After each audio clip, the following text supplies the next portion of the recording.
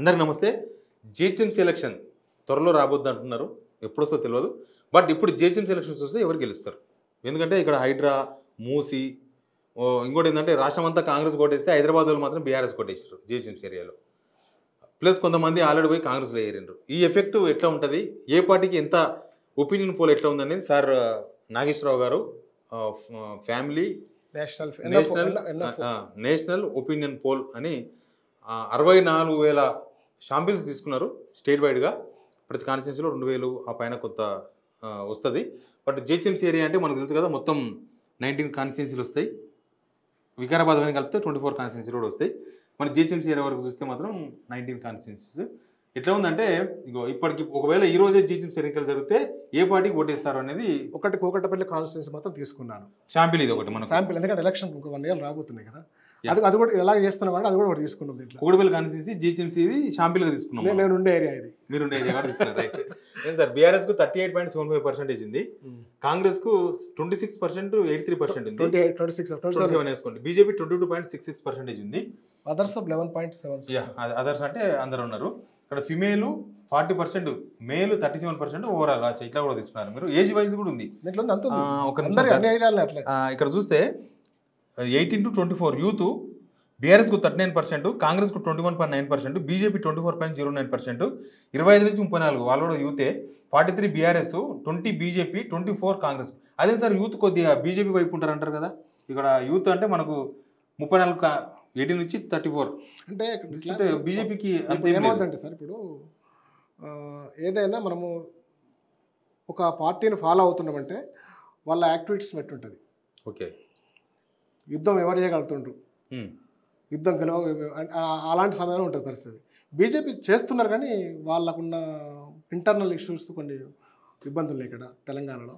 అది మనం డిస్కస్ చేసే విషయం కాదు. హైదరాబాద్ అందరూ బీజేపీ ఇట్లా ఉంది, బీఆర్ఎస్ ఇట్లుంది, పని చేస్తున్నారు, వాళ్ళు పని చేస్తలేరు, వాళ్ళే పని చేస్తున్నారు, వీళ్ళు పని చేస్తున్నారు. రాజేంద్ర గారు కొంచెం ఫైట్ చేస్తున్నాడు, కొంచెం బయటపడుతున్నాడు. ఈటల రాజేందర్ మనిషి కొరకమైన అది అయిపోయింది బీజేపీ. చెప్తున్నారా జనం ఈటల రాజేందర్ పేరు పని చేస్తున్నారు, బీజేపీ వాళ్ళు వస్తలేరని, బీఆర్ఎస్ వాళ్ళు వస్తలేరని.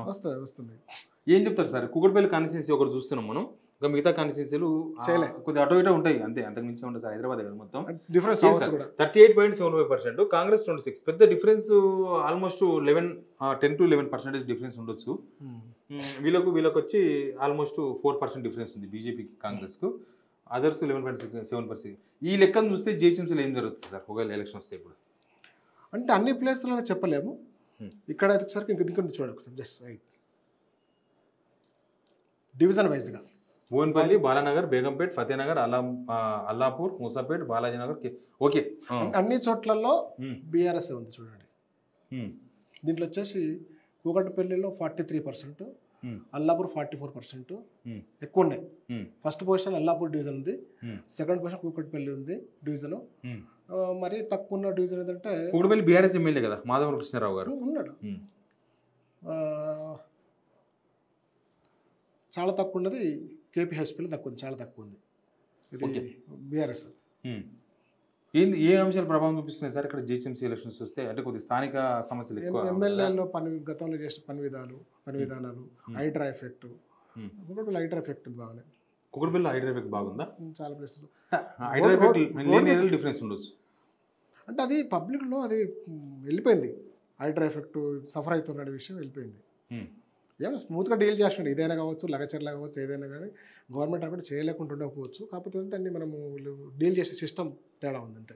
ఏం చెప్తున్నారు సార్ జనం, దేని నుంచి ఓటేస్తామంటున్నారు జిహెచ్ఎంసీ ఎలక్షన్స్లో? పని, ఎవరు గవర్నమెంట్ పని విధానం ఎట్లుంది, ఎమ్మెల్యే పని విధానం ఎట్లుంది, సఫర్ అయ్యే వాళ్ళు, గవర్నమెంట్ వాళ్ళు వచ్చి సఫర్ అయ్యే వాళ్ళు ఆపోజిట్ వేస్తున్నారు.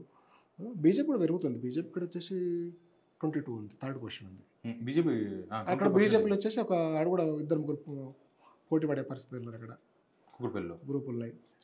కాంగ్రెస్ అంటే బండి రమేష్ అనుకుంటా, బండి రమేష్ లాస్ట్ టైం పోటీ చేశాడు, కొంచెం యాక్టివ్ ఉన్నాడు. యాక్టివ్ ఉండి కాబట్టి అది ఆయన వచ్చింది. 26.83% మన అన్ని చోట్ల వచ్చేసి మనకు బీఆర్ఎస్ బై ఎలక్షన్లో 40+ వచ్చింది, ఇక్కడ 38 వచ్చింది. బై ఎలక్షన్ ఇంత బై ఎలక్షన్ చూసాం కదా, ఉప ఎన్నికల గురించి చేసిన కూకట్పల్లి ఏం రాదు కదా సార్. వాటిలలో 40+ వచ్చినాయి, 38 వచ్చింది. అవునవును. అది అచ్చా, పార్టీ మారిన ఎమ్మెల్యేల దగ్గర ఈయన బీఆర్ఎస్లో ఉన్నాడు కదా మాధవ్. మాధవ్ బీఆర్ఎస్. ఈ కార్పొరేట్ ఎలక్షన్స్ ఇవన్నీ కూడా కొద్దిగా గవర్నమెంట్ ఫెచ్ ఉంటాయి కదా సార్ ఇక్కడ, అంటే 1 ఇయర్ ఉంది ఇంకా. మేబీ ఇది ఇప్పుడున్న పరిస్థితి, ఈ సినారియో 1 ఇయర్లో మనం ఏమైనా జరగవచ్చు. గవర్నమెంట్కి మంచి పనులు చేసి ముందుకెళ్ళవచ్చు. ఇప్పుడు హైడ్రా కావచ్చు, ముసి కావచ్చు, ఒక మంచి సొల్యూషన్ తీసుకొని వచ్చి పబ్లిక్ని సాటిస్ఫై చేసుకోండి, అప్పుడు ఆటోమేటిక్గా ఈ ఓటింగ్ పర్సెంట్ మారుతుంది, ఓట్ షేర్. ఓకే, ఏ అంశాలు ఎఫెక్ట్ అంటే గెలుపు కోసం ఏ అంశాలు? ఓడిపోయిన హైడ్రా ఇవన్నీ ఉన్నాయి కాంగ్రెస్, కానీ ఇప్పుడు గవర్నమెంట్ ఇప్పుడు సరి చేసుకోవాలి సార్. సరి చేసుకుంటే ఆశిస్తుంది, ఎందుకంటే 4 years టైం ఉంది. మనం 1 year గురించి చేసాం కాబట్టి సరి చేసుకునే అవకాశం ఉంది.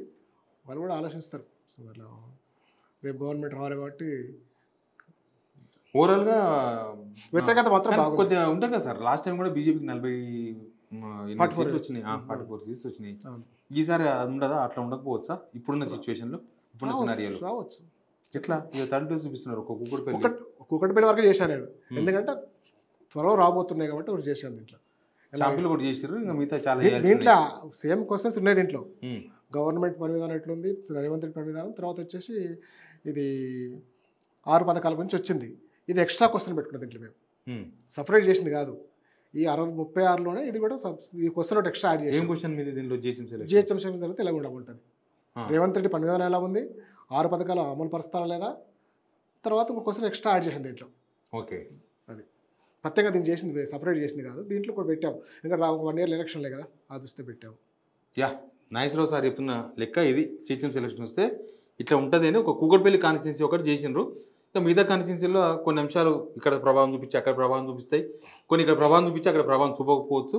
ఎనీవే జిహెచ్ఎం సెలక్షన్ ఇట్లా ఉంటుంది. పార్టీలు సరిదిద్దుకోవాలి, సరిదిద్దుకుంటే రిజల్ట్స్ మారిపోయే అవకాశం ఉంటుంది. Thank you Nageswara Rao sir. Anyway please subscribe signal TV.